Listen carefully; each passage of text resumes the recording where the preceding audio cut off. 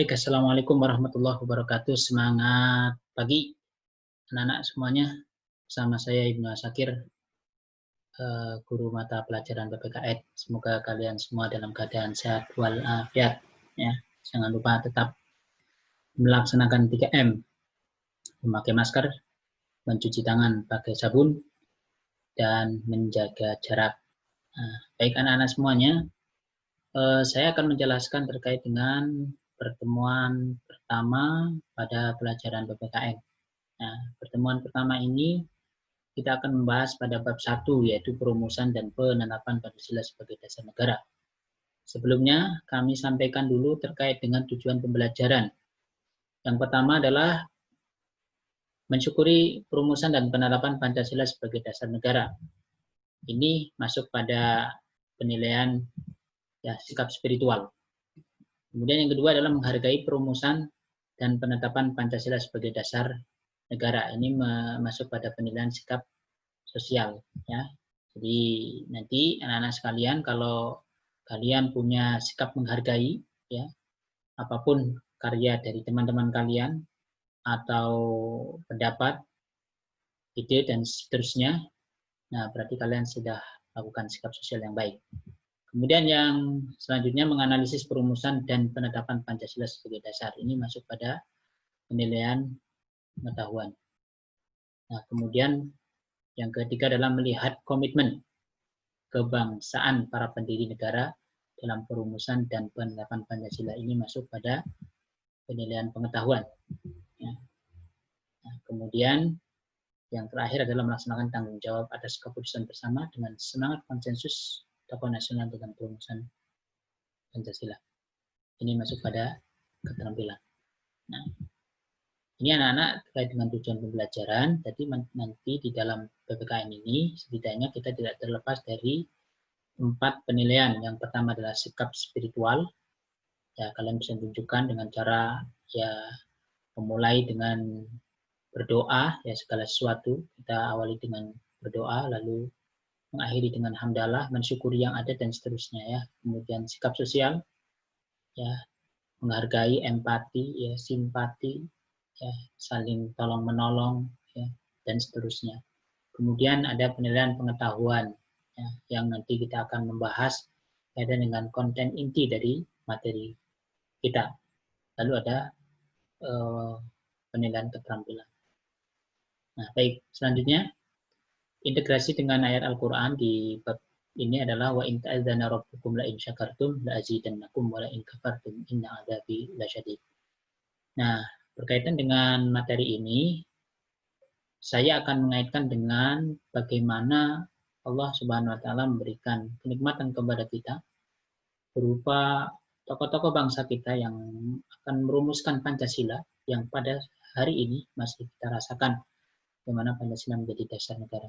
Dan itu perlu kita syukuri bersama. Karena orang bersyukur itu akan senantiasa ditambah nikmatnya. Dan sebaliknya orang yang kufur, sungguhnya Allah azabnya sangat pedih.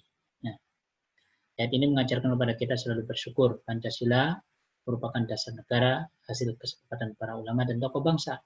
Maka perlu kita syukuri. Yuk kita pelajari bagaimana terjadinya proses Pancasila menjadi dasar negara. Oke. Anak-anak sekalian, pada tanggal 8 Maret 1942, Indonesia menjadi wilayah pendudukan Jepang. Ya.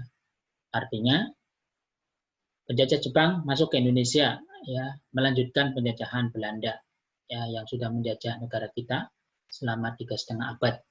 Nah, tepatnya mulai tahun 1602, berakhir tahun 1942, ya, sekitar 350-an tahun, ya. Nah, kemudian tanggal 1 Maret 1945 diumumkan pembentukan Badan Penyelidik Usaha Persiapan Kemerdekaan Indonesia atau disingkat dengan BPUPKI. Dalam bahasa Jepangnya adalah Dokuritsu Junbi Cho Sakai. BPUPKI ini menjadi janji, ya, dari Jepang untuk memberikan kemerdekaan kepada negara Indonesia. Nah, lalu sidang pertama BPUPKI dilaksanakan pada tanggal 29 Mei sampai dengan 1 Juni 1945. sidang ini membahas tentang dasar negara. Nah, BPUPKI ini ketuanya ya oleh Radiman Widodingrat dan juga dibantu oleh beberapa anggotanya.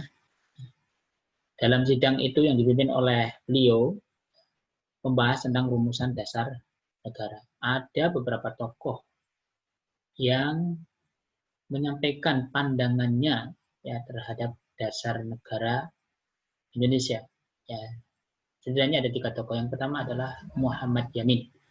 Beliau memberikan pandangan konsep tentang dasar negara Indonesia dengan 5 ya, unsur dasarnya. Yang pertama adalah pri kebangsaan, kedua pri kemanusiaan, ketiga pri ketuhanan, keempat pri kerakyatan, dan kelima kesejahteraan.